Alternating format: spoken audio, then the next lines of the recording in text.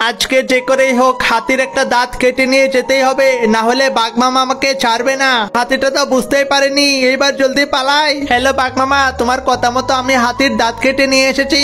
এবার তুমি আমার জন্য 10 লাখ টাকা নিয়ে এসো, তারপর আমি ব্যবস্থা করছি। আরে কি, আমার একটা দাঁত কোথায় গেল? নিশ্চয়ই ওই বদমাশ বিড়ালটা আমার দাঁত কেটে নিয়ে পালিয়ে গিয়েছে। দাঁড়া বিড়ালের বাচ্চা, তোকে শেষ করার জন্য আমি আসছি। বাঘ মামার কথা মতো হাতির দাঁতটাকে দিয়ে বাঘের একটা মূর্তি তৈরি করি। যাই যাই, জলদি গিয়ে দেখি, বিড়ালটা মনে হয় হাতির দাঁত দিয়ে আমার মূর্তি তৈরি করে ফেলেছে। বাঘ মামা, এই যে দেখো তোমার মুখের মূর্তি, একদম তোমার মতোই করে এঁকে দিয়েছি। এবার জলদি আমাকে 10 লাখ টাকা দাও। এইবার আমি এই মূর্তিটাকে নিয়ে আমার গুহার সামনে রাখবো, আর সবাইকে বলে বেড়াবো যে হাতির দাঁত দিয়ে মূর্তি বানিয়েছি। ওই বাঘের বাচ্চা, তুই আমার দাঁত কেটে নিয়ে সেই দাঁত দিয়ে তোর মূর্তি বানিয়েছিস, তোকে তো আজকে আমি এখানে শেষ করে দেব। আরে বাঘ মামা, ওই হাতিটা তো তোমাকে মেরে একদম দুর্বল করে দিয়েছে। আচ্ছা যাই হোক, তুমি মার খেলে খেয়েছো, আমি তো বেঁচে গিয়েছি।